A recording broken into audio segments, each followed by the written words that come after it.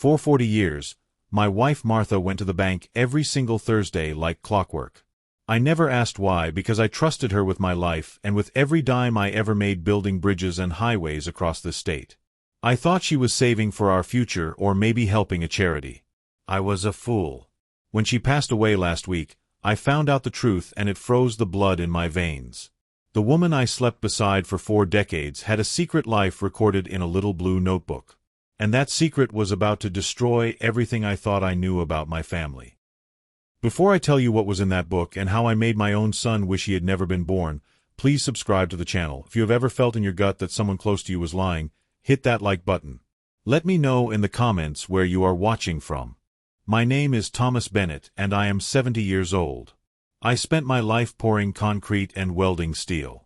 I know how to spot a crack in a foundation before the whole house comes down. And for 40 years, I thought I knew my wife. But I was wrong. Dead wrong. It was a Thursday when Martha died. A cold Thursday in November, the kind where the wind cuts through your coat and makes your bones ache.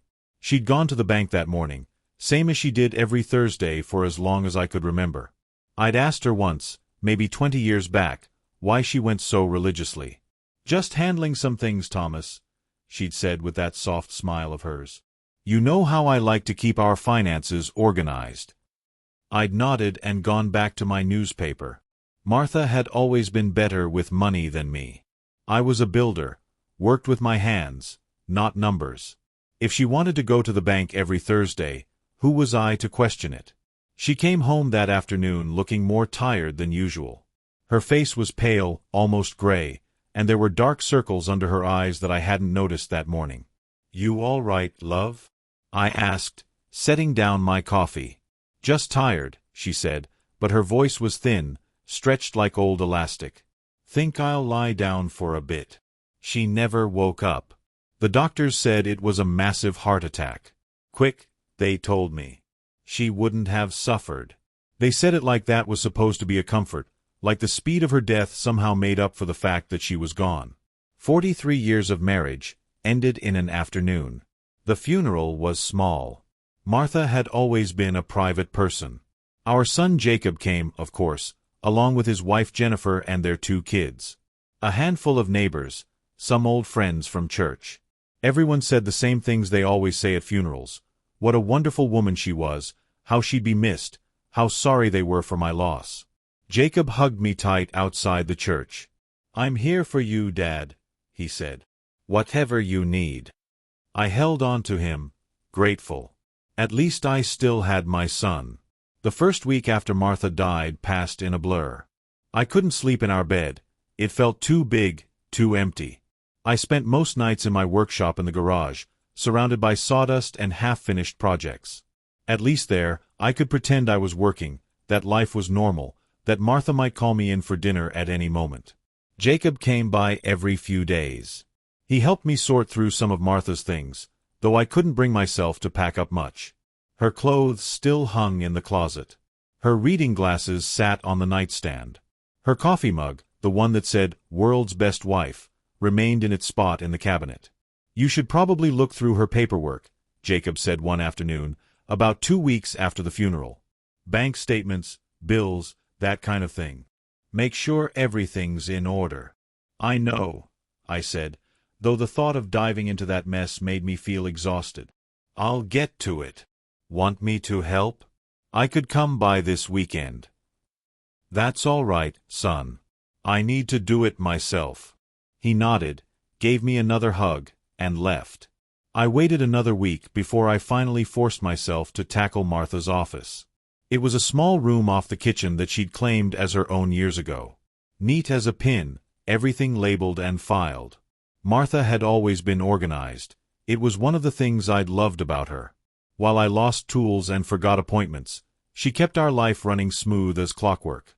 Her desk was old oak, something we'd bought at an estate sale when we first got married. I sat in her chair, running my hands over the worn wood, and opened the top drawer. Bills, paid and filed by date. Bank statements going back 3 years, all showing our joint checking account. Receipts organized by category. Everything exactly as I'd expected. I worked through each drawer methodically. insurance documents, medical records, warranty information for appliances, the deed to our house, my old union papers from my construction days. Nothing unusual, nothing out of place. The filing cabinet took longer. Martha had kept everything. Tax returns going back 30 years, old pay stubs from both our jobs, records from when we'd refinanced the house twice. My eyes started to glaze over looking at all those numbers. That's when I found the key. It was taped to the bottom of the filing cabinet's bottom drawer, hidden behind the hanging files. A small brass key with a number stamped on it, 847. I turned it over in my fingers, frowning. It looked like a safe deposit box key. But we didn't have a safe deposit box. Did we? I went back through Martha's papers more carefully this time, looking for any mention of a box or a rental agreement. Nothing. I checked her purse, her jewelry box, the pockets of her coats. Still nothing. The key felt heavy in my palm, weighted with questions. The next morning, Friday, I drove to our bank, First National, the same place Martha had gone every Thursday. I'd been there myself plenty of times over the years, though Martha usually handled most of our banking. "Good morning, Mr. Bennett," the teller said. She was young, maybe 25, with kind eyes. "How are you holding up?" Word travels fast in a small town. "Getting by," I said. "Listen, I found this key among my wife's things. Think it might be for a safe deposit box." She looked at the number. "Yes, sir. Would you like to access the box?" "Can I? I mean, it was my wife's." "If you're listed as an authorized user, there's no problem. Let me check." She typed something into her computer, and her smile faltered slightly. "Actually, Mr. Bennett, this box is only in your wife's name. I'm afraid you won't be able to access it without proper authorization." My stomach dropped. "What do you mean?" "We're married." "Weren't married, I mean. I'm her widower." "I understand, sir, and I'm very sorry. But with a safe deposit box that's only in one person's name, we need documentation. A death certificate, proof that you're the executor of her estate, that sort of thing." "I have the death certificate at home. And Martha didn't have a will. Everything comes to me automatically." "You'll need to bring that documentation, plus probably some forms from a lawyer. Mr. Patterson, our branch manager, can help you with the specific requirements." I left the bank frustrated and confused. Why would Martha have a safe deposit box I didn't know about? And why hadn't she put my name on it? It took me 3 days to gather all the necessary paperwork. Jacob helped me contact a lawyer who drew up the documents showing I was Martha's sole heir. The whole process felt invasive, like I was proving my right to my own wife's life. Tuesday morning, I returned to the bank with a folder full of papers. Mr. Patterson, a thin man in his 50s with wire-rimmed glasses, reviewed everything carefully. "This all appears to be in order, Mr. Bennett. If you'll follow me, I'll take you to the vault." The vault was in the basement, through a heavy steel door that required both a key and a combination. Mr. Patterson led me to box 847, a medium-sized drawer in a wall of identical boxes. "Take all the time you need," he said, handing me the box after I'd used Martha's key. "There's a private room just through that door. I'll be upstairs when you're ready." My hands shook as I carried the box to the small room. It was heavier than I'd expected. I set it on the table and stared at it for a long moment before lifting the lid. Inside were file folders. Lots of them. And beneath those, stacks of papers bound with rubber bands. I pulled out the first folder and opened it. Bank statements. But not from our joint account at First National. These were from a different bank, Merchants Trust, 2 towns over. An account in Martha's name only. I flipped through the statements, my confusion growing. Regular withdrawals, every month, sometimes twice a month. The amounts varied. $3,000 here, $5,000 there, sometimes as much as $10,000. I grabbed another folder. More statements, going back further. Years and years of them. My heart started pounding as I laid them out on the table, arranging them by date. The earliest statement was from January 1984. 40 years ago. Right around the time Martha had started her weekly Thursday trips to the bank. I did quick math in my head, calculating the withdrawals. My builder's mind, used to estimating materials and costs, started adding up the numbers almost automatically. Thousands. Tens of thousands. Hundreds of thousands. My hands went cold. Over $2 million. Martha had withdrawn over $2 million over 40 years. I sat back in the chair, the room spinning. Where had that money come from? Where had it gone? How had Martha even gotten $2 million? I pulled out more folders with shaking hands. There were deposit records too. Monthly deposits, like clockwork, starting in 1984. The amounts had grown over the years, starting at a few $100s a month and eventually reaching several thousand. It took me a moment to recognize what I was seeing. These deposits matched income from properties. Rental properties. Martha and I owned 3 rental houses. Small places we'd bought over the years as investments, fixed up, and rented out. The income had always gone into our joint account, or so I'd thought. But according to these records, Martha had been depositing the rental income into this secret account. All of it. For 40 years. She'd been lying to me. Showing me false statements for our joint account, claiming the rental properties barely broke even, while actually funneling every penny into this hidden account. My chest felt tight. I couldn't breathe properly. Why would Martha do this? Why would she lie to me for 40 years? I forced myself to keep looking through the box. There had to be an explanation. Martha wasn't a thief or a liar. There had to be a reason. That's when I found the letters. They were in a separate folder, maybe 30 or 40 of them, all addressed to Martha at a P.O. box I didn't know she had. No return addresses. The postmarks were local. My hands trembled as I opened the first one. The paper was old, yellowed, the ink faded but still readable. Martha, it read. You know what happens if you don't pay. You know what I'll tell. $2,000 this month. You know where to leave it. No signature. No date except the postmark, August 1984. I opened another letter. Then another. They were all the same. Brief, threatening messages demanding money. The amounts increased over the years, but the tone remained constant. Cold, threatening, holding something over Martha's head. Blackmail. Someone had been blackmailing my wife for 40 years. The room tilted. I gripped the edge of the table, trying to steady myself. Who? Why? What did they have on Martha? I went through every letter, laying them out in chronological order. There were gaps, months, sometimes years between letters. But the threats were always the same. You know what I'll tell. You know what happens if you stop. But they never said what the secret was. I searched the box again, desperate for answers.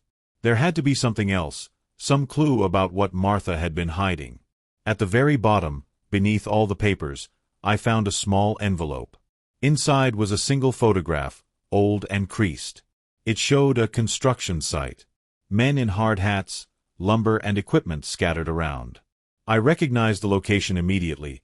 It was the Riverside Development Project from 1983, a big commercial complex I'd helped build. One of my last jobs before I'd started my own small contracting business. In the photo, 2 men stood near a scaffold.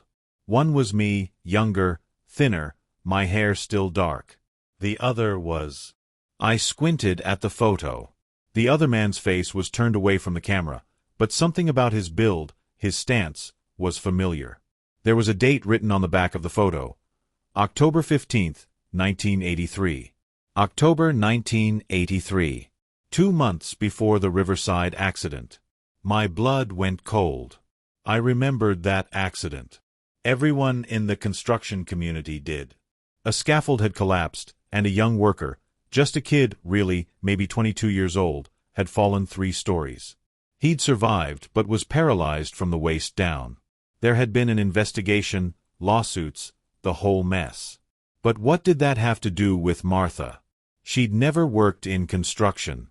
She'd been a secretary at the county clerk's office. Unless... My mind raced back to that time. The investigation had focused on whether safety protocols had been followed, whether the scaffold had been properly secured. There had been questions about who had been responsible for inspecting the equipment that day.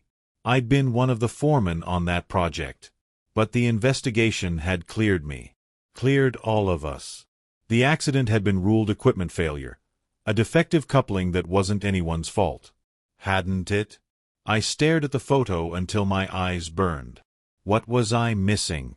I gathered all the papers, carefully putting everything back in the box. I needed to think. I needed to figure out what this meant.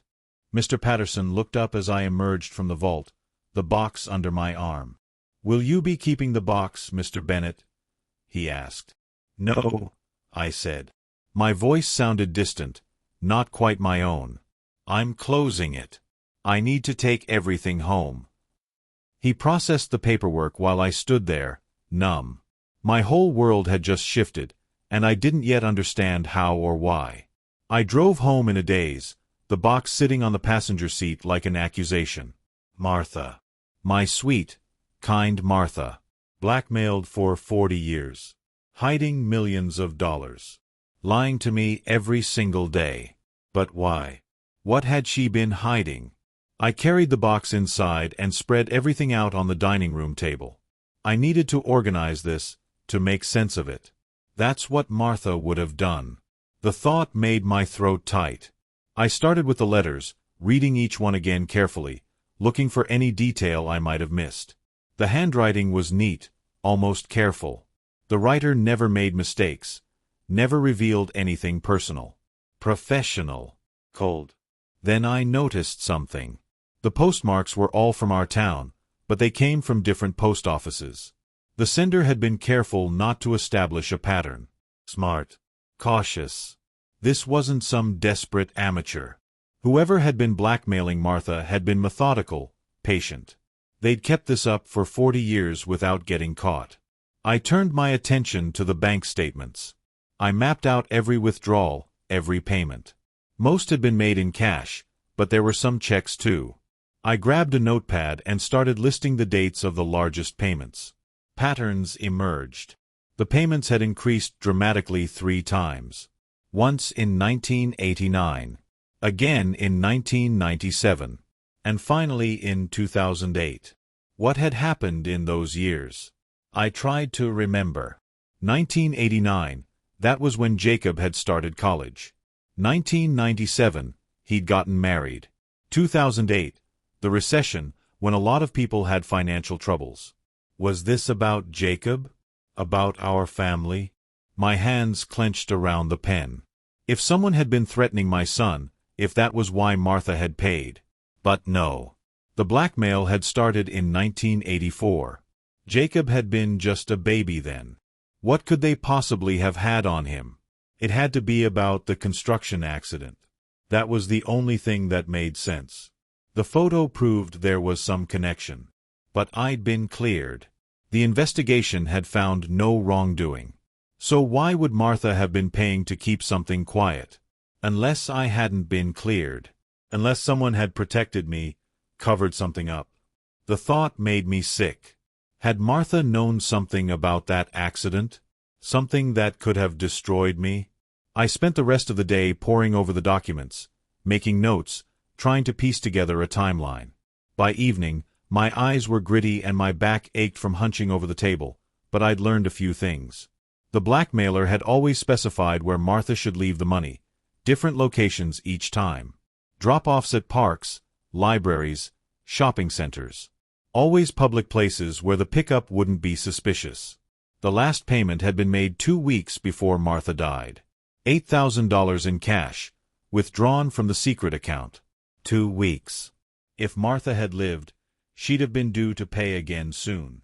I wondered if the stress had contributed to her heart attack. 40 years of this, lying, hiding, paying.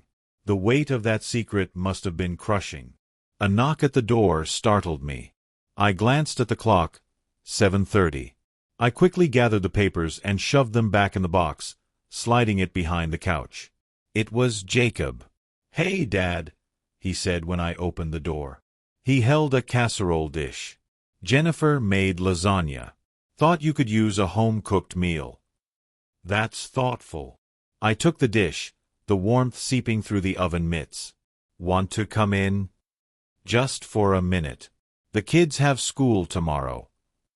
We went to the kitchen, and I set the lasagna on the counter.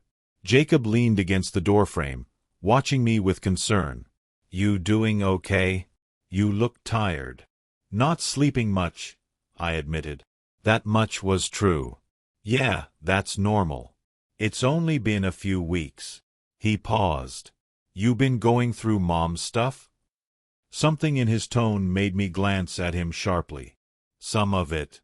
Why? He shrugged. Just wondering. Found anything interesting? Just the usual.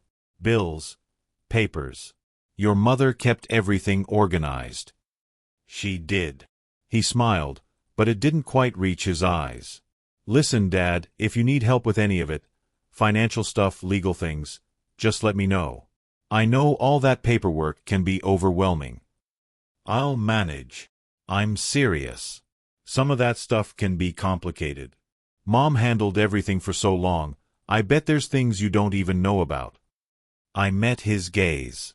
Like what? I don't know. Just investments, accounts, that kind of thing. Mom was smart about money. She was. I kept my voice neutral. I found most everything, I think. Unless you know of something I'm missing. Jacob's expression didn't change, but something flickered in his eyes. No. Just saying if you need help. I appreciate that, son. He left a few minutes later, and I stood at the window, watching his taillights disappear down the street. That conversation had been odd. The way Jacob had asked about Martha's papers, as if he were fishing for something. And that flicker in his eyes when I'd asked if there was anything I was missing. No. I was being paranoid. Jacob was my son. He was just trying to help. I went back to the dining room and pulled out the box again. I needed to focus on the facts, not wild speculation. I picked up the photo again, studying every detail. The construction site. The men. The date. October 15th, 1983. 2 months before the accident. I'd been a foreman on that job, responsible for safety checks. But I'd done everything by the book. I was sure of it. I'd always been careful, especially after my own father had died in a construction accident when I was a kid. I never cut corners on safety. So what was this photo supposed to prove? I turned it over, looking at the back again. Just the date, written in faded pencil. Wait. I grabbed a magnifying glass from Martha's desk drawer and examined the photo more closely. There, in the bottom corner, almost too small to see, were more pencil marks. Not a date. Initials. J.B. My heart stopped. Jacob Bennett. But that was impossible. Jacob would have been just a baby in 1983. He couldn't have taken this photo or written those initials. Unless he'd written them later. Recently. After getting his hands on the photo somehow. No. That didn't make sense. Why would Jacob? I sat down hard in the chair, the implications crashing over me like a wave. What if Jacob had been the blackmailer? My own son. Blackmailing his mother for 40 years. No, that was insane. Jacob was a good man. He had a family, a good job at an accounting firm. He didn't need money, he'd always been comfortable. But those increases in payments, they'd corresponded to major events in Jacob's life. College, marriage, the recession, and the way he'd asked about Martha's papers just now. Like he was worried about what I might find. My hands shook as I pulled out my phone and opened the calculator. I started adding up the dates, the amounts, the timing. Jacob had graduated from college in 1993. I pulled out the bank statements from that year. The monthly payments to the blackmailer had jumped from $3,000 to $5,000 that September. September 1993. Right when Jacob would have been looking for his first job. I checked 1997, the year Jacob married Jennifer. The payments had increased again, from $5,000 to $7,000. Wedding expenses, down payment on a house, starting a family, and 2008. The recession. Jacob had told us his firm had been struggling, that he'd taken a pay cut. That was when the payments had jumped to $10,000 a month. The evidence was circumstantial, but it was adding up. And it made a sick kind of sense. Who else would Martha have protected so fiercely? Who else would she have bankrupted herself for? But why? What had Jacob been holding over her? I looked at the photo again. The construction site. The accident that had happened 2 months later. Jacob had been just a baby then. What could he possibly know about that accident? Unless someone had told him. Given him information. Evidence of something. But evidence of what? I'd been cleared. There'd been an investigation. Everything had been above board. Hadn't it? I needed to know more about that accident. I needed to remember. I went to my workshop in the garage and dug through old boxes until I found what I was looking for. My work journals from the 1980s. I'd kept detailed notes back then, recording every job, every issue, every decision. I found the entry for the Riverside Development Project and started reading. The project had been big, ambitious. A shopping complex with offices above. I'd been the safety foreman, responsible for making sure all protocols were followed. I flipped through pages of notes. Equipment checks. Safety meetings. Incident reports for minor issues. Then I found the entry for October 15, 1983. The day the photo had been taken. Scaffold number 7, south wall. Concerns about coupling. Reported to site manager. Recommended replacement. Told to make do until new parts arrive Monday. I stared at the words, my blood running cold. I'd reported a problem with that scaffold.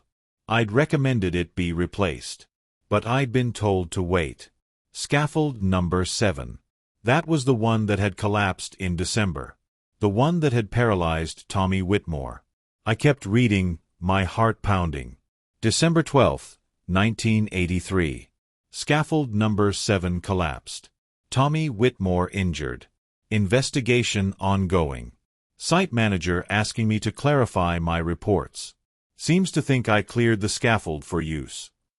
December 15, 1983. Met with site manager and company lawyers.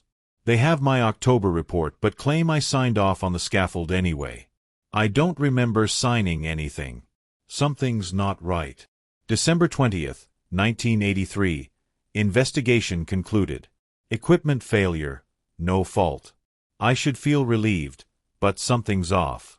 The coupling they showed investigators wasn't the same one I'd reported on. I'm sure of it. I'd forgotten all this. Or maybe I'd buried it.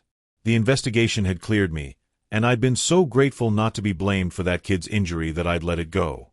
But now I saw it clearly. Someone had covered something up. Someone had changed evidence, made sure the investigation found equipment failure instead of negligence. And that someone had been protecting me. But who? And why? I flipped forward in the journal, looking for more entries. January 10, 1984. Martha acting strange. Distant.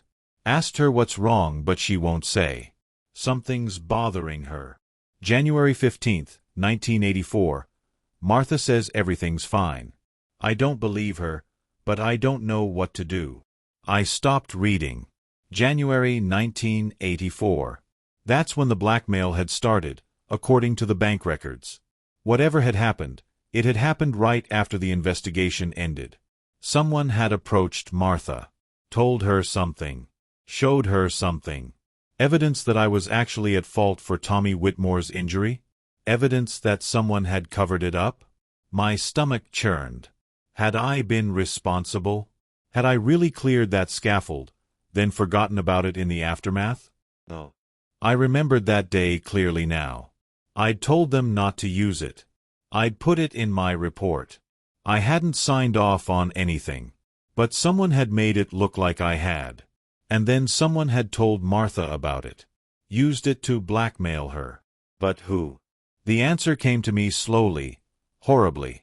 There was only one person who'd had access to all the right information, who'd known about the investigation, who'd been in a position to alter records. The site manager. I racked my brain, trying to remember his name. It had been so long ago. Then it came to me. Daniel Morrison. He'd been young for a site manager, maybe 35. Ambitious. He'd been climbing the company ladder fast. I remembered now, after the Riverside project, Morrison had gotten a big promotion. He'd moved to corporate, done very well for himself. Last I'd heard, maybe 10 years ago, he'd retired early with a golden parachute. Morrison had covered up the investigation to protect his own career. If it came out that he'd ordered me to use faulty equipment, he'd have been ruined. So he'd altered my reports, made it look like equipment failure, and saved us both. Then he'd turned around and blackmailed Martha with the real evidence. For 40 years. The bastard. I sat in my workshop until nearly midnight, the pieces falling into place. Morrison had probably approached Martha instead of me because he knew she'd pay to protect me. And she had. She'd paid and paid and paid, bankrupting us slowly, all to keep me from going to prison for negligence. Even though I hadn't been negligent. Even though Morrison had been the one who ordered me to use that scaffold. But there was still one piece that didn't fit. Those initials on the photo. J.B. Jacob Bennett. I didn't want to believe it, but I couldn't ignore it either. Somehow, my son was connected to this. I went back inside and pulled up Jacob's number on my phone. It was late, but I needed answers. It rang 4 times before he answered, his voice groggy. Dad, what's wrong? Is everything okay? I need to ask you something, I said. Okay. What is it? Did your mother ever talk to you about money? About where our finances were going? There was a pause. What do you mean? I mean, did she ever tell you she was having money problems? That she was paying someone for something? Another pause, longer this time. Dad, are you feeling okay? Maybe you should get some rest.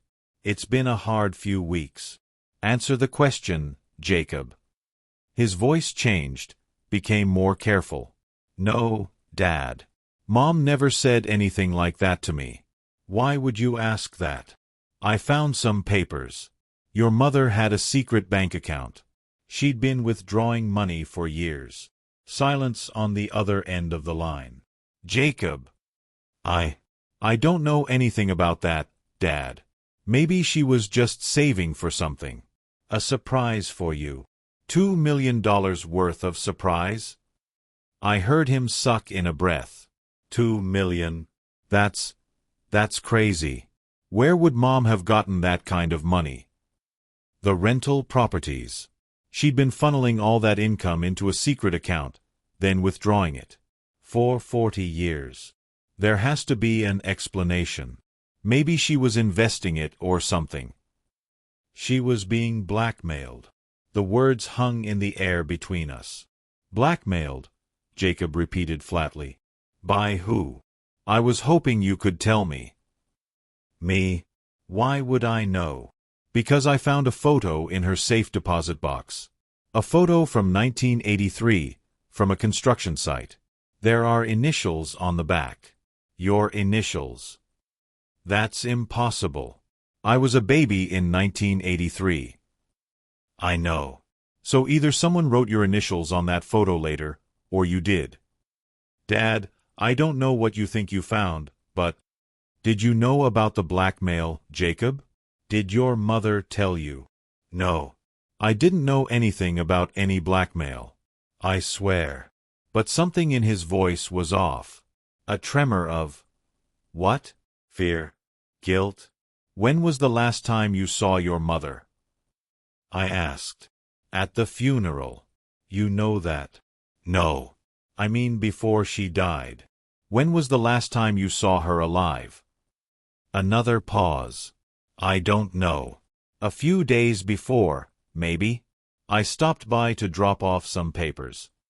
What papers? Just some stuff. Tax forms, I think. Dad, what is this about?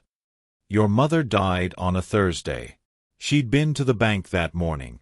Her last withdrawal was $8,000 in cash. So where did that money go, Jacob? Did she give it to you? No. Jesus, Dad, what are you accusing me of?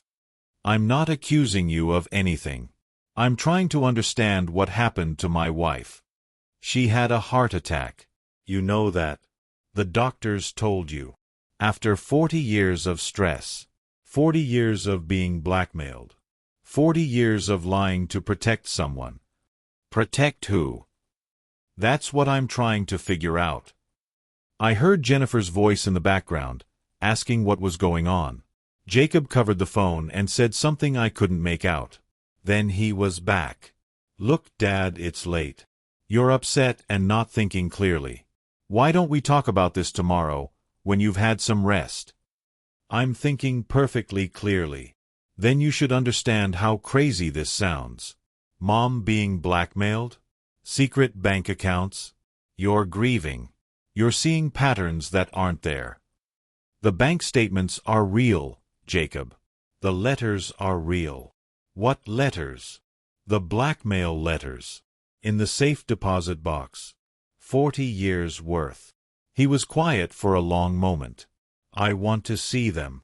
Why? Because I don't believe you. I think you're confused, and I want to see what you're actually looking at. It was a reasonable request. But something about his insistence made me wary. I'll think about it, I said. Dad. I have to go. I'll call you tomorrow. I hung up before he could respond.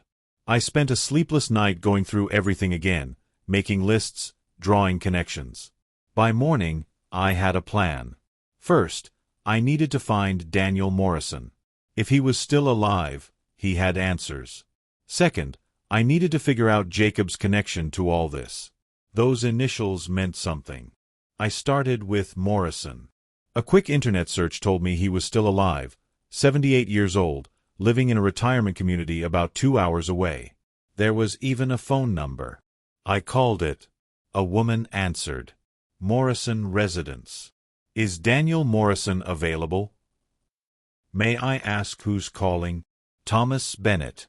I worked with him years ago on a construction project. Just a moment. There was a long pause, then a man's voice, old and thin. Thomas Bennett? Good Lord, I haven't heard that name in decades. Hello, Daniel. I need to talk to you about the Riverside Development Project. Silence. Daniel. That was a long time ago, Thomas. I know. But some things have come up. Questions about the investigation. The investigation is over. Has been for 40 years. I know what you did. I know you altered my reports. Another long silence. Then, I don't know what you're talking about. I think you do. I also know you've been blackmailing my wife. For 40 years. She died last month. I'm sorry for your loss. His voice was completely flat. But I don't know anything about blackmail. $2 million, Daniel. That's how much my wife paid to keep your secret. I don't have to listen to this. But he didn't hang up. She's dead now, I continued. The payments have stopped. So whatever you were holding over her, whatever leverage you had, it's over. Thomas, I honestly don't know what you're talking about. I haven't spoken to your wife since the 1980s. Then explain the letters. Explain the payments. I can't explain something I don't know about. Now, if you'll excuse me. I have evidence. I lied. Photos. Documents. Proof that you changed my reports. That got his attention. You're bluffing. Am I? Because I'm pretty sure the statute of limitations hasn't run out on what you did. Fraud. Obstruction of justice. Tommy Whitmore is still alive, still paralyzed. I bet he'd be very interested to know the real story of his accident. I heard Morrison breathing, heavy and labored. When he spoke again, his voice was different. Smaller. What do you want? The truth. That's all. Why did you blackmail Martha? I told you. I didn't. Then who did? How should I know? Because you're the only one who knew about the cover-up. You're the only one who had access to the real reports. That's not true. What do you mean? Morrison sighed. Look, Thomas. What happened at Riverside was complicated. Yes, I made some mistakes in how I handled things. But I wasn't the only one involved. Who else? There was another investigation. An internal one, by the company. They hired someone to look into it more thoroughly. A young auditor. He found discrepancies. What kind of discrepancies? In the equipment logs, the maintenance records, the safety reports. He found everything, including the fact that I'd ordered you to use that scaffold against your recommendation. My grip tightened on the phone. What was his name? This auditor. I don't remember. It was 40 years ago. Bullshit. You remember. Who was he? Morrison was quiet for a long moment. The company made him sign an NDA. Paid him to keep quiet. I thought that was the end of it. His name, Daniel. I told you I don't. His name. Richard. Richard Cole. He was fresh out of college, working for an auditing firm the company hired.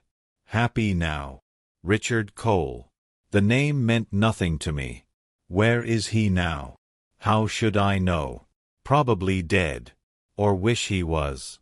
He'd be my age. If he had the evidence, why didn't he use it? Why sign an NDA? Same reason we all did things we shouldn't have. Money. They offered him a lot of it. Enough to start his own firm, I heard.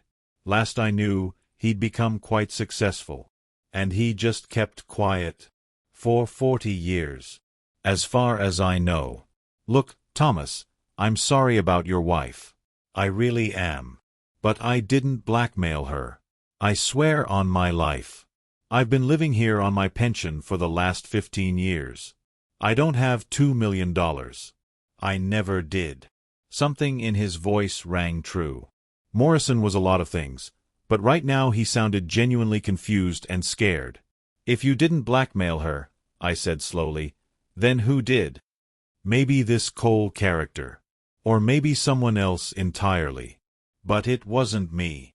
I ended the call and sat staring at my phone. Richard Cole.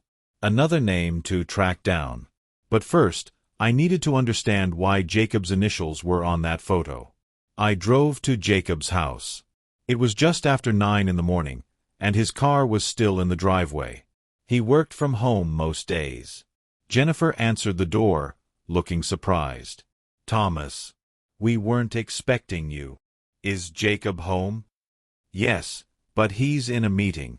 Can it wait? No. Something in my face made her step aside. I went straight to Jacob's home office and opened the door without knocking. He was on a video call, and his eyes widened when he saw me. I'll have to call you back, he said to whoever was on the screen, then closed his laptop. Dad, what the hell? We need to talk. Now. He glanced past me to Jennifer, who hovered in the doorway. It's okay, hon. Give us a minute? She left reluctantly, closing the door behind her. You can't just barge in here. Tell me about Richard Cole. Jacob's face went pale. Who? Richard Cole. The auditor who investigated the Riverside accident in 1983. I don't know who that is. Don't lie to me, Jacob. Your initials are on that photo. JB. You wrote them. Which means you knew about the blackmail. Dad. How long have you known? Did Martha tell you? Or did you find out some other way? Jacob's jaw clenched. He stood up, walked to the window, and stared out at his backyard where his kid's swing set stood empty. I found out 5 years ago, he said quietly. The admission hit me like a punch. 5 years. Mom was getting sloppy. Forgetting to hide the bank statements. I saw one by accident when I came over to help with her taxes. And you confronted her? Of course I did. I thought she was being scammed. Some kind of fraud. What did she tell you? At first, nothing. She tried to brush it off. But I pushed. Eventually, she broke down and told me everything.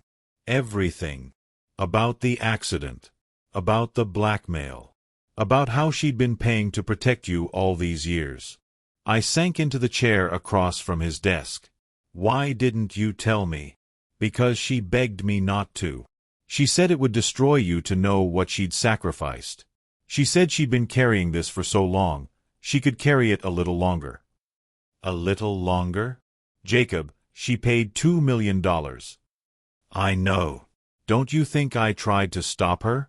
I offered to go to the police, to hire a lawyer, to do whatever it took. But she refused. She said it was too late, that the truth coming out now would only hurt everyone. I put my head in my hands. So you just let her keep paying. What else could I do? She made me promise not to tell you. She said it was her choice to make. Your initials. On the photo. I wrote them when Mom showed it to me. I don't know why. I guess I was just marking it somehow. It felt important. Did she tell you who was blackmailing her? Jacob shook his head. She wouldn't say. She'd never met them face to face. It was always drop-offs, letters with instructions. She said it was better not to know. But you tried to find out. Of course I did. I spent months trying to track it down. I hired a private investigator, had him look into all the drop-off locations, try to spot patterns. But whoever it was, they were too careful. We never got close. Richard Cole. Did that name ever come up? No. Who is he? I explained what Morrison had told me about the auditor. Jacob listened, his expression growing darker. So there was someone else who knew the truth. Someone besides Morrison. Looks like it. And if Cole had all the evidence, he'd be in the perfect position to blackmail someone. We sat in silence for a moment. I need to find him, I said. I need to know if he's the one who did this to Martha. Then let me help you. I've already spent 5 years looking into this. I have resources, contacts. I wanted to be angry at Jacob for keeping this secret, but looking at him now, I saw the guilt in his eyes, the weight he'd been carrying. Okay, I said. We'll do this together. Over the next few days, Jacob and I dug into Richard Cole's background. What we found was interesting. Cole had indeed started his own auditing firm in 1984, right after the Riverside investigation. His business had grown quickly, too quickly for a fresh college graduate with no connections. Within 10 years, he'd been running one of the most successful forensic accounting firms in the state. He'd retired in 2015 and died in 2019. Dead end, Jacob said, scrolling through obituaries on his laptop. Literally. What about his firm? Who took it over? Let me check. Jacob clicked through several pages. Looks like it was dissolved. Assets sold off, clients distributed to other firms. Family. Wife died in 2010. No kids listed in the obituary. I frowned at the screen. If Cole had been the blackmailer, and he died in 2019, who had continued the blackmail for the last 5 years? Unless he had a partner, Jacob said, reading my mind. Or he told someone else before he died.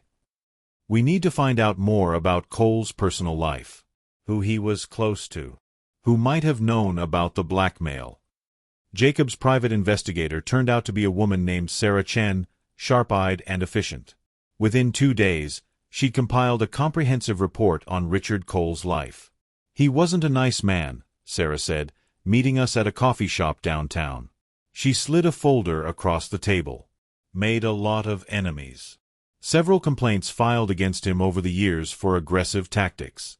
Nothing that stuck, but the pattern is there. I opened the folder and started reading. Cole had specialized in forensic accounting, digging up financial dirt on companies and individuals. He'd made his fortune as an expert witness in court cases, often helping lawyers destroy people's reputations. Perfect skill set for a blackmailer, Jacob muttered. There's more, Sarah said. In 2015, right before he retired, Cole transferred a significant amount of money into a trust. The details are sealed, but I was able to find out the trustee. Who? Morrison and Associates, an estate planning firm here in town. Jacob and I exchanged glances. Morrison. The same last name as Daniel Morrison. Any relation? I asked. I checked. Daniel Morrison has a nephew, Peter Morrison, who runs the estate planning firm. Took over from his father, Daniel's brother, about 10 years ago. The pieces were clicking into place. So Cole sets up a trust right before he dies, Jacob said, with someone named Morrison as trustee. Could be a coincidence, Sarah said. Morrison is a common name. Or it's not a coincidence at all, I said. What if Daniel Morrison and Richard Cole stayed in touch after Riverside? What if they were working together? But you said Daniel denied being the blackmailer, Jacob pointed out. He denied it. Doesn't mean it's true. Or maybe he's telling the truth about not being directly involved, but he knew about it. Maybe he got a cut. Sarah tapped the folder. There's one more thing. The trust Cole set up? It's designed to make regular payments to someone. The details are sealed, but typically trusts like this are used to provide for dependents or to make charitable donations. Or to continue blackmail payments after death, Jacob said. That too. I looked at Sarah. Can you find out who's receiving payments from the trust? It won't be easy. Those records are usually confidential. But I can try. Do it. Whatever it costs. After Sarah left, Jacob and I sat in the coffee shop, staring at our cold cups. This is bigger than we thought, Jacob said. If Cole and Morrison were working together. Then Morrison lied to me on the phone. Or he only told me part of the truth. We should confront him. In person this time. Agreed. But first, I want to talk to Peter Morrison, the nephew. See what he knows about this trust. Peter Morrison's office was in a modern building downtown, all glass and steel. The receptionist was polite but firm. Mr. Morrison didn't see people without appointments. I was about to argue when Jacob touched my arm. Let me handle this. He walked up to the desk and handed the receptionist his business card. Jacob Bennett, from Bennett and Associates. Mr. Morrison and I have mutual clients. I have some urgent questions about a trust his firm is managing. I'll only need 5 minutes. The mention of mutual clients did the trick. 10 minutes later, we were shown into a spacious office overlooking the city. Peter Morrison was younger than I'd expected, maybe 40, with a kind of polished appearance that came from expensive haircuts and tailored suits. Gentlemen, he said, shaking our hands. What can I do for you? I let Jacob take the lead. He was better at this kind of thing. We're trying to get information about a trust your firm manages. Set up by Richard Cole in 2015. Peter's smile faltered slightly. I'm afraid trust information is confidential. Client privacy is paramount. Richard Cole is dead, I said. And we believe this trust is being used for illegal purposes. That's a serious accusation. Do you have proof? We will. But we need your cooperation. Peter sat back in his chair, studying us. Even if what you're saying is true, I can't just share confidential client information. There are legal and ethical considerations. Someone has been blackmailing my mother for 40 years, Jacob said. She paid over $2 million before she died. We believe Richard Cole was behind it, and that this trust is how the blackmail continued after his death. Your mother, Peter frowned. What was her name? Martha Bennett. Something flickered across Peter's face. Recognition. You know something, I said. I can see it. Peter was quiet for a long moment. Then he stood and closed his office door. "What I'm about to tell you cannot leave this room," he said. "If it does, I could lose my license." "We understand," Jacob said. Peter returned to his desk but didn't sit. He paced behind his chair instead. "Richard Cole's trust makes monthly payments to an individual. I can't tell you who. But about 6 months ago, that individual came to me with concerns about the trust's legality." "Concerns?" I leaned forward. "What kind of concerns?" They'd found documents among Cole's papers. Evidence that the money in the trust came from questionable sources. They wanted to know if continuing to receive payments made them complicit in something illegal. "What did you tell them?" "I told them I'd look into it. I started reviewing the trust's history, its funding sources. What I found was troubling." "How so?" "The trust was funded through a shell company that Cole controlled. That company received regular payments from multiple sources over the years. The amounts and patterns suggested, well, exactly what you're describing. Blackmail." My heart raced. "Did you go to the police?" "I was considering it. But then the person receiving the payments came back to me. They said they'd decided to come forward themselves. They wanted to do the right thing, but they needed time to gather evidence and figure out how to approach it." "Who is it?" Jacob demanded. "Who's been receiving the payments?" Peter shook his head. "I can't tell you that. Attorney-client privilege. This person has been taking blackmail money." "This person may also be a victim," Peter interrupted. "Cole died 4 years ago. If they only recently found out the money was from blackmail, they might be as shocked as you are." "Or they're lying," I said. "Perhaps. But I'm not willing to violate my ethical obligations on a hunch." Jacob started to argue, but I stopped him. "Can you at least tell us this? Is this person related to Daniel Morrison?" Peter's expression gave nothing away. "I can't answer that." "Then let me ask a different question. Did Daniel Morrison know about the blackmail?" "I don't know. I never discussed it with my uncle." "But you could ask him." "I could. But I won't. Not without more information." We weren't going to get anything else from Peter Morrison.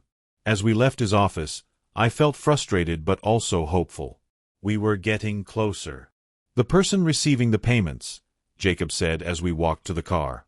"Whoever it is, they know the truth. And they've decided to come forward." That's what Peter said. "So we wait. See if they contact the police." "Or we force their hand," I said. "How?" An idea was forming in my mind. Risky, but possibly effective. "We go public. Tell the story. Someone out there knows they're receiving blood money. If we make enough noise, maybe they'll panic and make a mistake." Jacob looked uncertain. "That could backfire. If they're smart, they'll just lay low." "Maybe. But what choice do we have? We're running out of leads." That night, I wrote everything down. The whole story, Martha's secret bank account, the blackmail letters, the Riverside accident, Richard Cole, Daniel Morrison. I didn't name names where I wasn't certain, but I laid out the facts as I knew them. Then I sent it to the local newspaper. The reporter who called me the next morning was young and eager. Her name was Amanda Foster, and she saw this as her big break. "Mr. Bennett, this is an incredible story. But I need to verify some of these claims before we can publish." "Verify whatever you need. I have documents, bank statements, letters." "And you're willing to go on record?" "Absolutely." The article ran 3 days later on the front page. Local woman blackmailed for 40 years. Widow paid over $2 million to unknown extortionist. The response was immediate. My phone started ringing off the hook. Neighbors, old friends, people I hadn't spoken to in years. Everyone wanted to know if it was true. Jacob called, sounding panicked. "Dad, what have you done? This is everywhere. Local TV wants to interview you." "Good. The more attention, the better." "You don't understand. Jennifer's family is asking questions. My kids are hearing things at school. This is affecting all of us. Your mother's life was destroyed by this secret. If going public is what it takes to find the truth, then that's what I'm doing." He was silent for a moment. "Okay. Then I'm with you. Whatever happens." The TV interview aired that evening. I sat in my living room, Martha's photo on the table beside me, and told our story to the camera. "My wife was a good woman," I said. "She spent 40 years paying to protect me from something I didn't do. She died carrying that burden. I need to know who did this to her. And I need them to face justice." The interview went viral online. By the next morning, it had been picked up by national news outlets. My email inbox was flooded with messages, supportive, skeptical, cruel. And then, 2 days after the article ran, I got an unexpected visitor. I answered the door to find a young man, maybe 30, standing on my porch. He was well-dressed, nervous, clutching a folder to his chest. "Mr. Bennett," he said. "My name is Marcus Cole. I'm Richard Cole's grandson." I stared at him. Grandson? But the obituary said he had no children. I know. That's what he told everyone. But my mother was his daughter from a relationship he had before he married. He never acknowledged her publicly, but he supported her financially. And when she died 10 years ago, he set up the trust for me. "You're the one receiving the payments." Marcus nodded, his face pale. "I didn't know. I swear I didn't know where the money came from. Grandpa just said it was from his business, that he wanted to take care of me after my mom died." "But you found out." "About 6 months ago. I was going through some of Grandpa's old papers that had been in storage.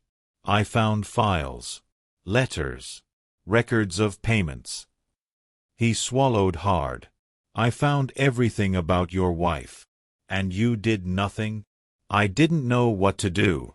I talked to a lawyer, Peter Morrison, and he said I should come forward. But I was scared. The money. Mr. Bennett, that trust is how I've been living. I have student loans, rent. If the money was illegal, I thought I might go to jail or have to pay it all back. You knew my wife was being blackmailed, and you kept taking the money." Tears started down Marcus's face. "I know. I know it was wrong. But I kept telling myself it wasn't my fault, that I didn't know, that it was already done. And then I saw your interview, and I realized, I'm just like him. Just like my grandfather. Letting fear and selfishness keep me quiet." He held out the folder. "This is everything. All of Grandpa's records. Names, dates, amounts. Proof of what he did. I'm going to the police after this. But I wanted you to see it first. I wanted to say I'm sorry." I took the folder with shaking hands. "Why did he do it? Do you know? There's a letter in there. Something he wrote before he died. I think he meant to destroy it, but he didn't. It explains everything." Marcus left, and I went inside to read. Richard Cole's letter was typed, clinical, showing no remorse. "To whom it may concern," it began. "This document explains the arrangement I established with Mrs. Martha Bennett in 1984, following my investigation of the Riverside Development accident. During my audit, I discovered that site manager Daniel Morrison had ordered foreman Thomas Bennett to use unsafe equipment, despite Bennett's written objections. Morrison then altered Bennett's reports to cover up his own negligence and avoid liability.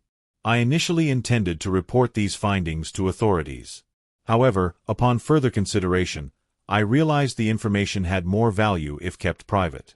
I approached Mrs. Bennett rather than Mr. Bennett because my research indicated she would be more likely to pay to protect her husband. I was correct. She agreed to make regular payments in exchange for my silence about evidence that could implicate her husband in criminal negligence. Some might call this blackmail. I prefer to think of it as a consulting fee for information management. The arrangement proved highly profitable and sustainable. Mrs. Bennett was reliable, discreet, and never attempted to negotiate or stop payment. I ensured she understood the consequences of noncompliance would be severe: criminal prosecution of her husband, civil suits from the victim's family, and financial ruin. I have documented all transactions and maintained copies of the original evidence in a secure location. Upon my death, these arrangements will continue through a trust established for my grandson's benefit. He need not know the source of the funds. This system has worked flawlessly for over 30 years. It is my finest achievement, a perfect, self-sustaining revenue stream built on the foundation of human love and fear. The letter was signed and dated March 2019, 3 months before Cole died. I sat with the letter for a long time, reading it over and over. The cold calculation of it. The pride he took in exploiting Martha's love for me. But there was something else. Something that bothered me about the timeline. Cole had died in 2019, but Martha had continued making payments until last month. For 5 more years. Who had been collecting the money during that time? I called Marcus. The letter says the blackmail would continue through the trust after Cole died. But who was actually collecting the payments? The trust made payments to you, but someone had to be picking up the cash Martha dropped off. I don't know, Marcus said. The trust just appeared in my account every month. I never questioned it. There had to be someone else involved. Cole couldn't have set up 40 years' worth of drop locations in advance. Maybe the letters were automated somehow? Pre-written? No. The drop locations changed. Someone had to be directing Martha where to leave the money. I called Jacob and explained what I'd found. So Cole was the mastermind, Jacob said. But he had a partner. Someone who continued the operation after he died. Daniel Morrison. It has to be. Then let's go see him. With this evidence, he can't deny it anymore. We drove to Morrison's retirement community the next morning. This time, I wasn't calling ahead. The woman who answered the door, Morrison's wife, I assumed, looked worried when I explained who I was. Daniel isn't well, she said. He's been very stressed since you called last week. His heart. I need to speak with him. It's important. She reluctantly led us inside. Daniel Morrison sat in a recliner, oxygen tubes in his nose, looking 20 years older than he probably was. You? He said when he saw me. His voice was weak. Come to harass a dying man? I came for the truth. Richard Cole is dead. His grandson has given me his records. I know everything. Morrison's face went gray. Then you know more than I do. Stop lying. Cole couldn't have done this alone. He needed someone on the ground, someone to collect the payments, someone who knew Martha. It wasn't me. Then who? I don't know. I swear to God, I don't know. His wife rushed over, checking his oxygen. That's enough. You need to leave. Can't you see he's telling the truth? But I wasn't sure anymore. Morrison looked genuinely distressed, genuinely confused. Daniel, I said more gently. If it wasn't you, then who else knew about the cover-up? Who else had access to the evidence? No one. Just Cole and me. Think. There must have been someone else. A secretary, an assistant, someone who might have seen the files. Morrison closed his eyes, breathing heavily. There was one person. Cole's assistant at the auditing firm. A young woman. She would have had access to his files. What was her name? I don't remember. This was 40 years ago. Try. Jennifer. No, wait. Jessica. Something with a J. Jennifer. Jacob said sharply. Are you sure? I don't know. Maybe. Why? Jacob and I looked at each other, the same horrible thought occurring to both of us. Jennifer. Jacob's wife. No, Jacob said. No, that's crazy. Jennifer wasn't even born 40 years ago. How old is she? I asked. 43. My mind raced. 43 years old. She would have been a toddler when the blackmail started. But she'd be old enough to remember things from later childhood. Old enough to have known about it growing up. What was Jennifer's maiden name? I asked. Fletcher. Jennifer Fletcher. I turned to Morrison, Cole's assistant. Could it have been Fletcher? Maybe. I really don't remember. We left quickly, Jacob's hands shaking as he drove. It can't be her, he kept saying. It can't be Jennifer. She wouldn't do something like that. We need to find out if there's a connection. Her maiden name was Fletcher. Was she related to anyone named Cole? I don't know. Her parents are dead. She doesn't talk about them much. What about other relatives? Siblings? She has a brother, Michael. He lives out of state. We need to talk to her, Jacob. And say what? Hey honey, did you help blackmail my dead mother? This is insane. Is it? Think about it. When did you meet Jennifer? College. We met in 1996. Right when the blackmail payments increased. Right when you started dating. She would have been, what, 19? So what? That's just coincidence. Is it? And when you got married in 1997, the payments increased again. When you had financial troubles in 2008, they increased a third time. Jacob, someone close to you was timing these increases based on your life events. Who would have known better than your wife? No, but his voice was uncertain now. We have to ask her. Show her Cole's records. See how she reacts. We arrived at Jacob's house to find Jennifer's car in the driveway. Jacob sat in his car for a long moment, staring at his house. What if you're right? He whispered. What if I've been married to the person who tortured Mom for years? Then we get justice. For Martha. We went inside. Jennifer was in the kitchen, making lunch for the kids, who were home from school. Thomas. Jacob. I wasn't expecting you. She smiled, but it faltered when she saw our expressions. What's wrong? Kids, Jacob said. Go to your rooms for a bit. But Dad. Now. They left, sensing the tension. When they were gone, Jacob turned to Jennifer. We need to ask you something. And I need you to tell me the truth. Okay. She looked between us, nervous. You're scaring me. What was your mother's maiden name? What? Why would you ask that? Just answer the question. It was Cole. Why? The kitchen went silent except for the hum of the refrigerator. Cole, Jacob repeated. As in Richard Cole? Jennifer's face went pale. How do you know that name? He was your grandfather? I asked. She nodded slowly. My mother's father. But I never knew him. He died when I was young. He died 4 years ago, I said. You weren't that young. No, my other grandfather. My mother's mother remarried. Richard Cole was her first husband, but they divorced when my mom was a baby. I never met him. But you knew about him. A little. Mom didn't talk about him much. She said he was a cold man, that he'd hurt a lot of people in his work. Did she tell you what kind of work? Forensic accounting. Finding people's secrets. Using them against them. Jennifer's eyes widened. Oh my God. Is this about what's been on the news? About Thomas's wife being blackmailed? Martha, Jacob said. Her name was Martha. I know. I'm sorry. You think Grandpa Cole was the blackmailer?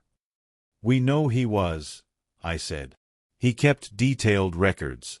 Wrote about it like it was something to be proud of. Jennifer sank into a kitchen chair. That's horrible. I knew he wasn't a good person, but I never thought. Did your mother know? Jacob asked. About the blackmail? I don't know. Maybe. She died 10 years ago. I never got a chance to ask her about a lot of things. Jennifer. I kept my voice gentle. After Cole died, the blackmail continued. Someone kept sending letters to Martha, kept collecting payments. Was it you? What? No. I would never. You met Jacob right when the payments started increasing. You married him when they increased again. Every major event in your lives corresponded to more money being demanded from Martha. That's just coincidence. Is it? Or did Cole tell you about the blackmail? Did he set you up with Jacob deliberately so you could monitor his family, time the payments? Jacob, you can't believe this. Jennifer turned to her husband, tears streaming down her face. I love you. I love our family. I would never hurt your mother. But Jacob's expression was cold. Where were you the day my mother died? What? It was a Thursday. Mom went to the bank that morning, withdrew $8,000. Then she came home and died of a heart attack. Where were you? I was here. Home. With the kids. Can anyone verify that? The kids were at school. Jacob, what are you saying? I'm saying maybe Mom's heart attack wasn't natural. Maybe someone gave her something, stressed her out deliberately. You're a nurse. You'd know how. I'm a pediatric nurse. I help children. I don't kill people. But you knew about the blackmail, I said. Didn't you? Jennifer was crying hard now. I didn't know. Not until after we were married. The room went still. What? Jacob whispered. I found out after we got married. A few months after. Grandpa Cole contacted me out of nowhere. Said he needed to talk to me about something important. He told me about what he'd done. About the Bennett family, about Martha. And you didn't tell me? He said if I told anyone, he'd destroy you. He said he had evidence that could send your father to prison, ruin your whole family. He said as long as I kept quiet, everything would be fine. But you knew, Jacob said. For our entire marriage, you knew my mother was being blackmailed. I didn't know what to do. I was 23 years old. My grandfather was threatening my husband's family. I was terrified. Did he ask you to help him? I demanded. To pass information, to help him time the payments? No. I swear. He just wanted me to keep quiet, to not interfere. But the payments increased after major events in Jacob's life. How did Cole know about those events if not through you? Jennifer's face crumpled. I don't know. Maybe he was watching you somehow. Or maybe... Oh God. What? I kept a journal. Just a regular journal about my life, what was happening with Jacob and the kids. I kept it online, on a private blog. I thought no one could see it. But what if Grandpa had the password? What if he was reading it? It was possible. Cole had been a forensic accountant, skilled with computers and digging up information. He could have easily hacked his granddaughter's blog. After Cole died, I said, did anyone contact you? Ask you to keep quiet about the blackmail? No. I thought it was over. I thought Martha would finally be free. But she wasn't. The blackmail continued for 4 more years. Then it wasn't Grandpa. Someone else must have taken over. I pulled out my phone and showed her a photo of Daniel Morrison. Do you know this man? Jennifer studied the photo and shook her head. No. Who is he? Daniel Morrison. He worked with your grandfather in 1983, helped cover up the accident. I've never seen him before. I tried another angle. What about your grandfather's business partner?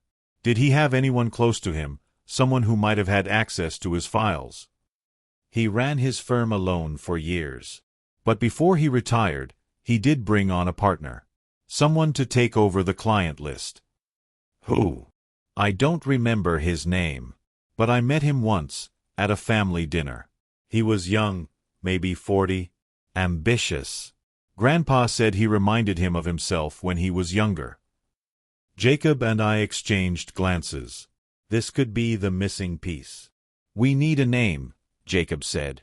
Jennifer pulled out her phone, scrolling through old photos.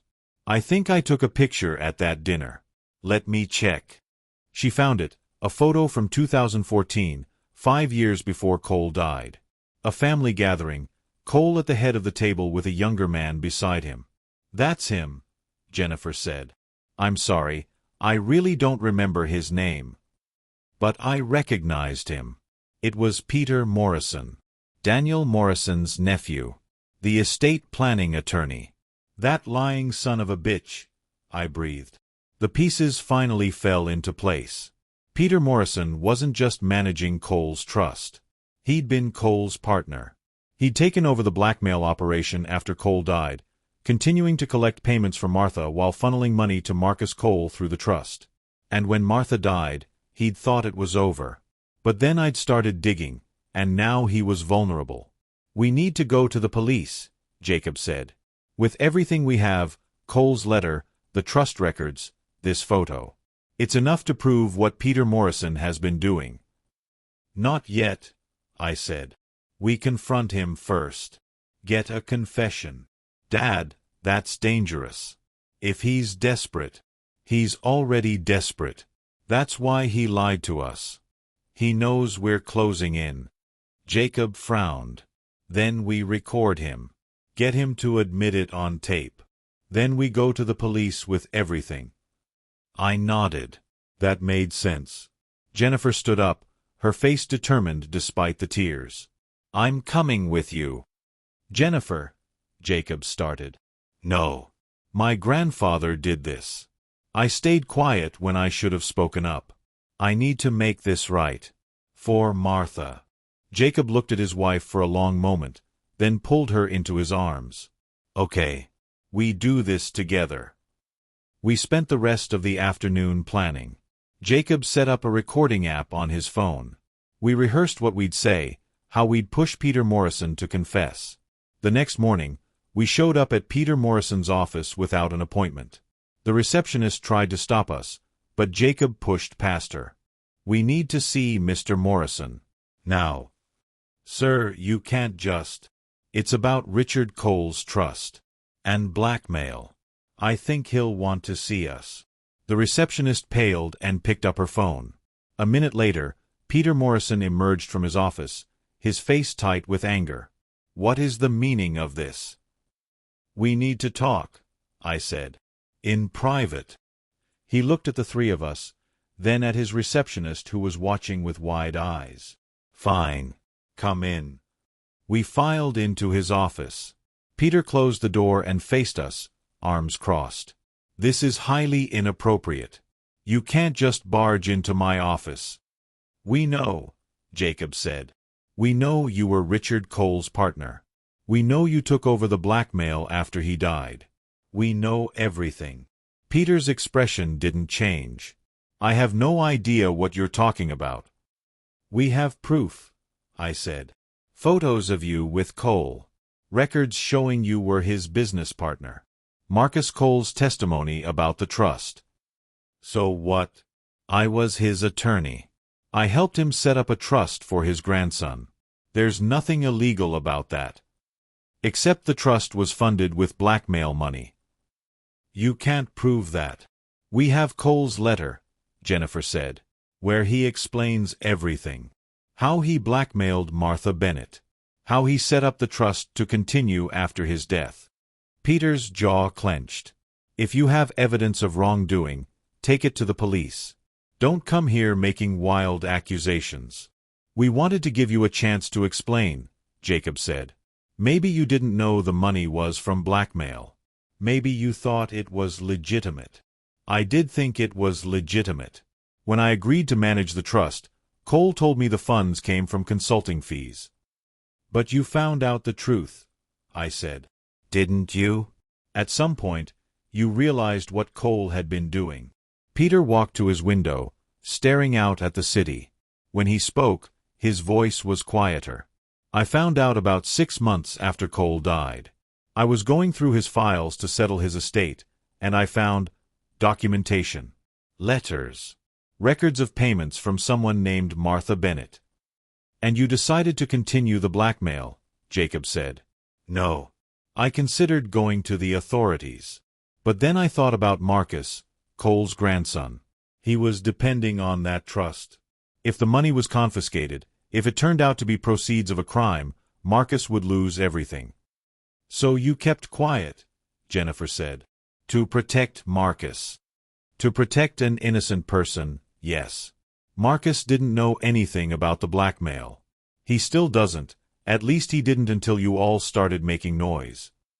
But you kept collecting payments from Martha, I said. For 4 more years. Peter turned to face us. I didn't collect anything. The trust was already set up. The payments were automated. Bullshit, Jacob said. Someone was sending letters to my mother, telling her where to drop off cash. That wasn't automated. I never sent any letters. I never contacted Mrs. Bennet at all. Then who did? I don't know. I managed the trust, that's all. I made sure the payments went to Marcus on schedule.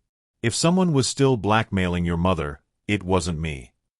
I studied his face, trying to determine if he was telling the truth. He looked genuinely confused. The letters stopped coming after Cole died, Peter continued. Or at least, I assume they did. I had no way of knowing. The trust had enough capital that it could make payments to Marcus indefinitely without any new deposits. But Martha kept withdrawing money, I said. Every month, sometimes twice a month. If you weren't collecting it, who was? I have no idea. Jacob pulled out his phone, showing Peter the recording app. We've recorded this whole conversation. You just admitted to knowing about the blackmail and choosing not to report it. That makes you an accessory. Peter's face went white. That's not. I was trying to protect Marcus. You were protecting yourself. You took over Cole's firm, his clients, his reputation. If it came out that he'd been a blackmailer, your whole business would be ruined. That's not true. Then prove it, I said. Help us find out who really was collecting those payments. Give us access to the trust records, to Cole's files. Show us you're telling the truth. Peter slumped into his chair. For a long moment, he just sat there, looking defeated. Okay, he finally said. Okay, I'll help you. But I want immunity. I want a guarantee that I won't be prosecuted for not reporting what I knew. We can't promise that, Jacob said. That's up to the district attorney. Then I wanted in writing that I cooperated fully, that I provided all the evidence I had. Fine, I said. Get us the records. Peter spent the next hour pulling files from his computer and his filing cabinets. Bank records, trust documents, email exchanges with Cole. Everything he had related to the blackmail. As he worked, I noticed something. Every file was meticulously organized, dated, labeled. Peter Morrison was a careful man. Almost obsessively careful. Which made me think, if he'd really been collecting blackmail payments, would he have left evidence lying around? The letters, I said suddenly. The blackmail letters Martha received. Do you have copies of those? No. I told you, I never sent any letters. But Cole must have kept copies. If he was as thorough as his records suggest. Peter frowned. I never found any letters in his files. Just financial records. That's odd, isn't it? He documented everything else, but not the actual blackmail letters. Jacob caught on to what I was thinking. Unless someone else wrote them. Someone who had access to Cole's information but wasn't part of his official records. Like who? Jennifer asked. I thought about the timeline. The letters had started in 1984 and continued until Martha died. That was 40 years. Most of that time, Cole had been alive and presumably writing the letters himself. But the last 4 years, after Cole died, someone else had written them. Someone who knew about the blackmail, knew where Martha lived, knew the patterns to follow. Someone close to the family. Jacob, I said slowly, when did your kids start school? What does that have to? Just answer. 2015 for my oldest. 2017 for my youngest. Why? 1. The same year Cole retired and set up the trust. The same year Peter Morrison claimed he'd found out about the blackmail. Who watches your kids? I asked. After school, when you and Jennifer are working? We have a nanny, Maria. She's been with us for, oh God, how long? Since 2015. Jennifer gasped. No, Maria wouldn't. How much do you know about her? I asked. Her background, her family? She came with excellent references. She's wonderful with the kids. Did Cole help you find her? Jennifer's face went pale. He recommended her. Said she was the daughter of an old colleague, that she needed work. We rushed back to Jacob's house. Maria's car was in the driveway. She'd be inside with the kids. We can't just accuse her, Jennifer said. Not in front of the children. We won't, Jacob said. We'll get the kids out first, then talk to her. We went inside to find Maria in the kitchen, helping the kids with homework. She was a woman in her 40s, plain-faced, quiet. I'd met her a few times over the years and had always thought she seemed nice. Now I looked at her with different eyes. Maria, Jacob said, his voice falsely cheerful. Would you mind taking the kids to the park for a bit? We have some family business to discuss. Of course, Mr. Bennett. She gathered up the kids' things without question. After they left, we searched Maria's belongings. She kept a bag in the mudroom with her personal items. Inside, we found a notebook. Jacob opened it with shaking hands. The pages were filled with notes, observations about our family, our schedules, our finances. Lists of dates and amounts. And in the back, drafts of letters. You know what happens if you don't pay. You know what I'll tell. The same phrases that had been in the letters to Martha. She's been watching us, Jennifer whispered. This whole time, she's been in our house, watching our family, reporting back. But to who? Jacob asked. Cole is dead. I flipped to the front of the notebook, looking for a name or address. Instead, I found a phone number written on the inside cover. I dialed it. It rang 3 times, then someone answered. Daniel Morrison, the voice said. I hung up, my hand trembling. It was Daniel Morrison after all, I said. He lied. He's been working with Maria, continuing the blackmail. But why? Jacob asked. He's old, sick, dying. What does he need the money for? Maybe it's not about money anymore, Jennifer said. Maybe it's about control. About not being caught. We called the police. Detective Sarah Reyes arrived with 2 other officers. We showed her everything, Cole's letter, the trust records, the notebook we'd found in Maria's bag. Where is this Maria now? Reyes asked. At the park with our kids, Jacob said, his voice tight with fear. Call her. Tell her to come back. Don't let on that anything's wrong. Jacob made the call, his hands shaking. Hey, Maria. Could you bring the kids home? Something's come up. Of course, Mr. Bennett. We'll be there in 10 minutes. Those 10 minutes felt like hours. The police positioned themselves around the house, out of sight. Jacob, Jennifer, and I sat in the living room, trying to look normal. When Maria came through the door with the kids, Jennifer rushed over. Kids, why don't you go upstairs? I'll bring you snacks in a bit. They grumbled but obeyed. Once they were gone, Detective Reyes stepped out from the kitchen. Maria Castillo? Maria's face went blank. Yes. I'm Detective Reyes. I need to ask you some questions about your relationship with Richard Cole and Daniel Morrison. I don't know what you're talking about. We found your notebook. The one with the blackmail letters. Maria's eyes darted to the door, but 2 officers blocked her exit. I want a lawyer. That's your right. But I should tell you, we're also bringing in Daniel Morrison for questioning. Whoever talks first, whoever cooperates, is going to get a better deal. Maria's composure cracked. Daniel Morrison put me up to this. He told me what to do, what to write. I was just following orders. Why did you do it? He said if I didn't, he'd tell everyone what my father did. Your father? He was Richard Cole's partner at the accounting firm. Before Peter Morrison. Dad helped Cole with some of his investigations. When Cole died, Morrison contacted me. Said he knew things about my father that could destroy his reputation.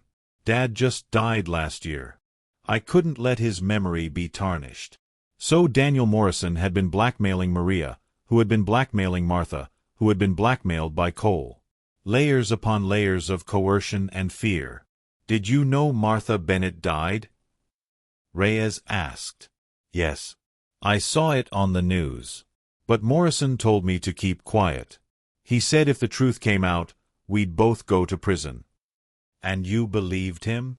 What choice did I have? They arrested Maria and sent officers to pick up Daniel Morrison. Jennifer took the kids upstairs, explaining that Maria wouldn't be coming back, that they'd get a new nanny. Jacob and I sat in the living room, exhausted. It's over, he said. Finally, it's over. But I wasn't sure. There were still questions. Still pieces that didn't quite fit. Martha's death, I said. The timing of it.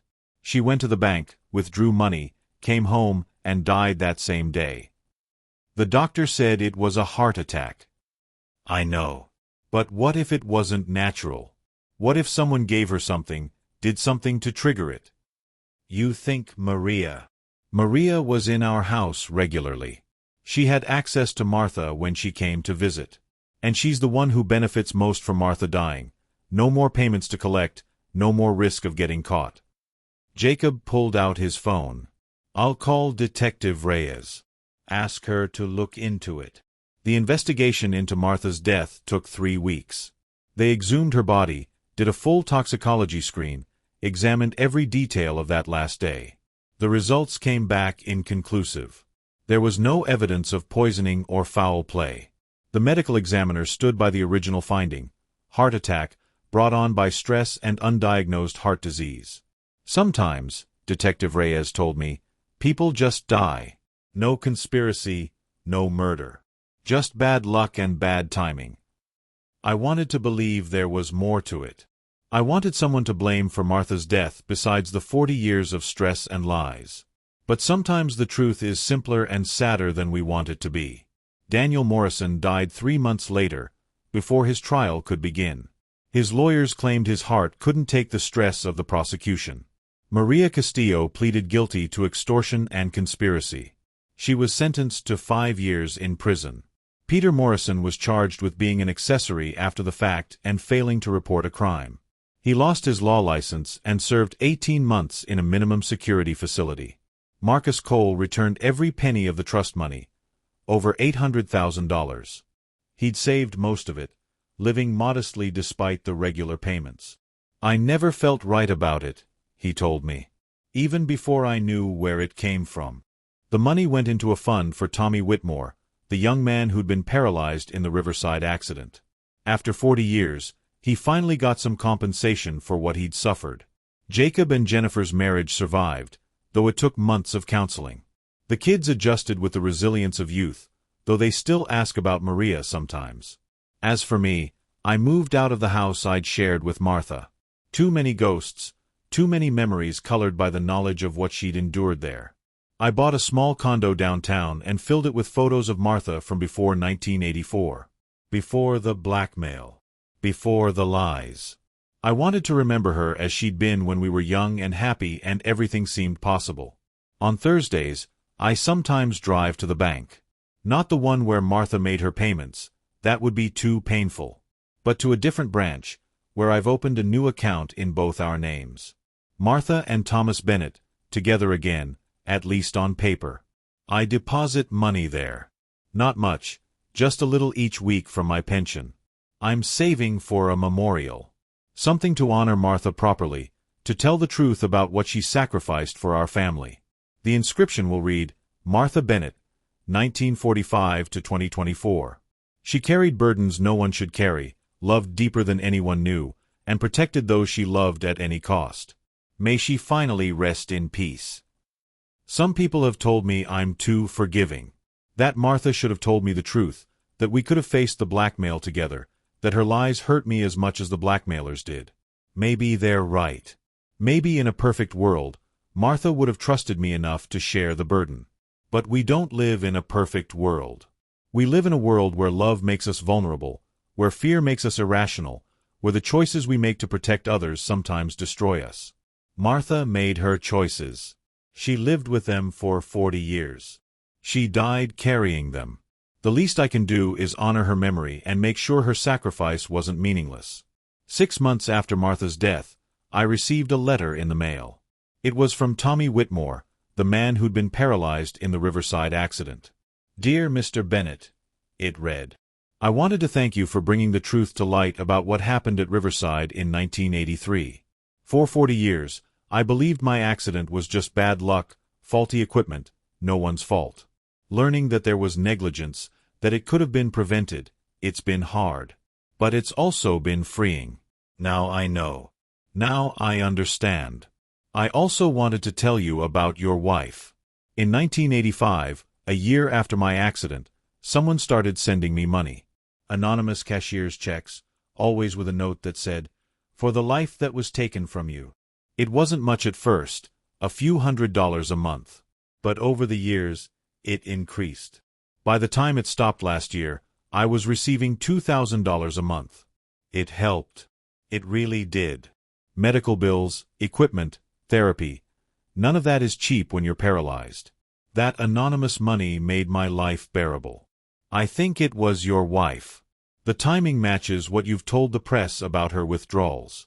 And the handwriting on the notes looks like the handwriting in the photos I've seen of her letters. She didn't have to do that. Whatever guilt she felt, whatever burden she carried, she didn't owe me anything. But she helped me anyway. For 40 years, she helped me.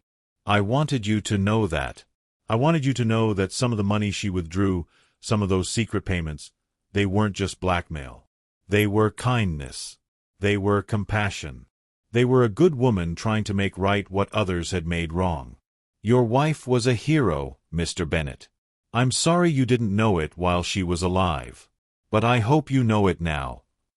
I read that letter 3 times, crying each time. Tommy was right. I hadn't known. I'd been so focused on the blackmail, on the lies, on the $2 million lost, that I hadn't stopped to think about where all that money had gone. Martha had paid the blackmailers. But she'd also paid Tommy. She'd taken the rental income that should have been ours and split it. Half to buy silence, half to help the young man whose life had been destroyed by the accident I'd been tangentially involved in. For 40 years, every week, she'd made 2 kinds of payments. One out of fear. One out of love. That was Martha. Even under the crushing weight of blackmail, even terrified and trapped, she'd found a way to do good. To help someone who needed it. I called Jacob and told him about Tommy's letter. She was amazing, he said, his voice thick with emotion. All this time, we thought she was just a victim. But she was a hero too. She was both, I said. That's what makes it so hard. I had the memorial made with a new inscription. Martha Bennett, 1945 to 2024. She carried burdens no one should carry, loved deeper than anyone knew, and found light even in darkness. Her sacrifices saved 2 lives and countless more. May she finally rest in peace, knowing she was loved and honored. On the anniversary of Martha's death, I went to the cemetery with Jacob, Jennifer, and the grandkids. We brought flowers, Martha's favorites, yellow roses, and stood by her grave in the crisp November air. Grandma was brave, my oldest grandchild said. She was 12, old enough to understand at least part of the story. She was, I agreed. She was braver than I ever knew. Do you miss her? Every day. I miss her too. She made the best cookies. I smiled through my tears. She did. She really did. We stood there for a while, for generations of Bennetts, mourning and remembering and trying to understand. Eventually, the kids got restless and Jennifer took them back to the car. Jacob stayed with me. You doing okay, Dad? Getting there. Some days are harder than others. I know the feeling. He paused. I've been thinking about what Mom did. The secrets she kept. Part of me is still angry that she didn't trust us enough to tell the truth. I know. But part of me understands why she did it. She was protecting us. That's what parents do. That's what your mother did, I said. Sometimes too much. Sometimes to her own detriment. But yes, she was protecting us. I want to be like that for my kids. Strong enough to carry the hard things so they don't have to. Just don't carry them alone, I said. That's what destroyed your mother. The isolation of it. The loneliness. I won't. I have Jennifer. And I have you. Always, son. Always. We left the cemetery as the sun set, painting the sky in shades of orange and gold. Martha would have loved that sunset. She always said the most beautiful things came at the end of the day, when the light was fading. Now, sitting in my condo at night, I sometimes take out the box from Martha's safe deposit box. I've organized everything properly. Cole's letter, the bank statements, the blackmail letters, all of it filed and labeled just the way Martha would have done. It's evidence of a crime, yes. But it's also evidence of a life. Of 40 years of sacrifice and fear and love and determination. The photo from the construction site sits on my nightstand. I've had it enlarged and framed. Sometimes I stare at it, trying to see what Martha saw, trying to understand the moment when her life changed forever. That young foreman in the hard hat, that was me. 30 years old, strong, confident, sure I knew what I was doing. I had no idea that in 2 months, an accident would occur that would shape the rest of my life and my wife's life in ways I couldn't imagine. If I could go back, what would I do differently? Would I stand up to Morrison more firmly, refuse to use that scaffold no matter what he said? Would I fight harder during the investigation, push for the truth even if it implicated me? Maybe. Probably. But hindsight is easy. In the moment, I did what I thought was right. I followed orders. I trusted the system. I believed the investigation when it cleared me. And Martha did what she thought was right too. She protected me. She paid for my freedom, my reputation, my peace of mind. And she helped Tommy Whitmore at the same time, trying to make up for what couldn't be undone. Were her choices wrong? I don't know anymore. They were costly. They hurt her, hurt our family, ate away at our finances and her spirit. But they came from a place of love. In the end, maybe that's all any of us can do. Make choices based on love, even when those choices are flawed. Carry the burdens we're given or the ones we choose to carry. Try to do more good than harm. Martha did that. For 40 years, every Thursday, she went to the bank and chose love over ease, sacrifice over selfishness. Now, every Thursday, I honor that choice. I go to her grave. I tell her about my week. I thank her for everything she did, everything she was. And I promise her that her sacrifices weren't in vain. That I've told her story. That the world knows now what an extraordinary woman she was. My wife went to the bank every Thursday for 40 years. When she died, I found out why. And now you know too. Martha Bennett was blackmailed. She was lied to. She was exploited. She was afraid. But more than all of that, Martha Bennett was brave. She was loving. She was selfless. She was strong. She was my wife. And I was frozen with grief when I lost her. But I'm not frozen anymore. I'm moving forward, carrying her memory, telling her story, making sure that everyone knows the truth. Not just about the blackmail, not just about the secrets and lies, but about the woman who endured it all and still found a way to help others. That's who Martha was. That's what she deserves to be remembered for. And every Thursday, without fail, I make sure she is. 2 years after Martha's death, I received one final letter. It was from Cole's auditing firm, or rather what was left of it. They were closing permanently, liquidating all assets, and had found one more box of Richard Cole's personal effects in storage. Inside that box was a videotape.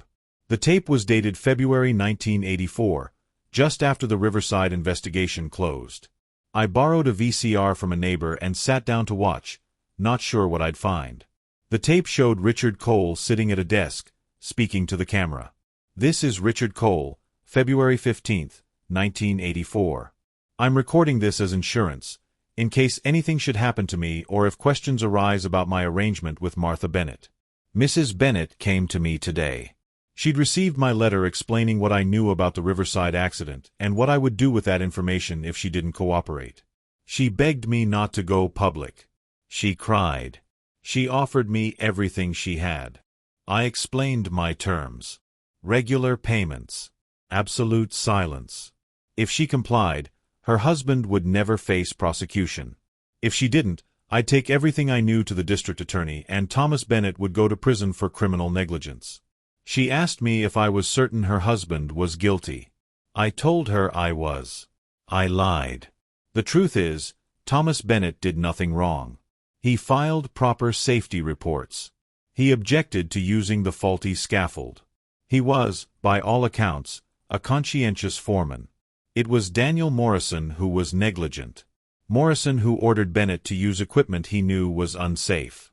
Morrison who altered the investigation records. But Morrison had connections, money, power. Bennett had none of that. Bennett was vulnerable, and his wife loved him enough to pay anything to protect him. So I told her he was guilty. I showed her doctored documents, false evidence, anything to make her believe her husband deserved protection. And she believed me. Because people believe what they're afraid might be true. This was always about the money. About finding someone who would pay reliably, consistently, without question. Martha Bennett was perfect. She had enough income to sustain payments indefinitely. She loved her husband enough to sacrifice everything. And she was trusting enough to believe my lies. In a way, I'm providing a service. Without my intervention, the truth might eventually come out. The real truth, that Morrison caused the accident, that Bennett was innocent. If that happened, Bennett might face civil suits from the victim, media scrutiny, professional ruin. By keeping this quiet, by making Martha pay me instead, I'm actually protecting them both. At least, that's what I tell myself. The truth is simpler. I saw an opportunity and I took it. I found someone vulnerable and I exploited them. I'll continue to exploit them for as long as they pay. If anyone is watching this, it means something has gone wrong. Either I'm dead or I've been exposed. In either case, know this, Thomas Bennett is innocent. He always was. Everything Martha Bennett paid for, every sacrifice she made, was unnecessary. Her husband didn't need protecting. But she didn't know that. And I made sure she never would. The tape ended. I sat in my living room, holding the remote, unable to move. Innocent. I'd been innocent all along. Martha had sacrificed everything, her peace, her finances, her health, 40 years of her life, to protect me from something I'd never done. Cole had built his blackmail scheme on a complete lie. And Martha had never known. I don't remember the next few hours clearly. I know I called Jacob. I know I cried. I know I threw the remote across the room and screamed until my throat was raw. Innocent. I'd been innocent. And Martha had died never knowing the truth. The police reopened the case. The tape was evidence that Cole had knowingly lied, had criminally extorted Martha based on fabricated evidence. If he'd still been alive, he'd have faced decades in prison. But Cole was dead. Morrison was dead. The other co-conspirators had already been sentenced. There was no one left to punish. No justice left to pursue. Just me, sitting with the knowledge that my wife had been tortured by a lie for 40 years. She did it out of love, Jacob told me. That doesn't change just because the threat wasn't real. But it does, I said. It means she suffered for nothing. Absolutely nothing. No. She suffered because she loved you. That's not nothing. That's everything. I wanted to believe him. But the anger was overwhelming. Anger at Cole for lying. At Morrison for enabling it. At myself for not seeing what Martha was going through. At Martha for not trusting me enough to tell me.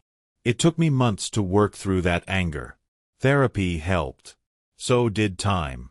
So did finally, truly grieving for everything Martha had lost. The memorial I'd erected now felt inadequate. How do you honor someone who sacrificed their entire life based on a lie? How do you make that meaningful? In the end, I added a final plaque to Martha's grave. Martha Bennett believed a lie, but her love was true. Her sacrifice was real. Her courage was genuine. She protected what she thought needed protecting, with everything she had. That she was deceived does not diminish what she gave. In the face of terrible choices, she chose love. Always love. And that is enough. It has to be enough. Because it's all I have left. Martha went to the bank every Thursday for 40 years. She thought she was protecting me. She thought she was keeping me safe. She thought she was doing what love required. She was wrong about the threat. But she was right about love. And in the end, maybe that's the only truth that matters. I miss you, Martha. Every day. Every Thursday. Every moment. I was frozen when you died. Frozen by grief, by confusion, by all the secrets that came pouring out. But I'm not frozen anymore. I'm moving. I'm living. I'm remembering you the way you deserve to be remembered. Not as a victim, not as someone deceived, but as a woman who loved with her whole heart and who gave everything for that love. You went to the bank every Thursday for 40 years. Now I go to your grave every Thursday. And I tell you the truth you never got to hear while you were alive. You were enough. Your love was enough. You were always, always enough. Rest well, my love. You've earned your peace. Let me know in the comments where you have watched it from and what you would have done if you were in my place. If you loved my story, please like this video and subscribe to the channel. It inspires us to share more such stories with you.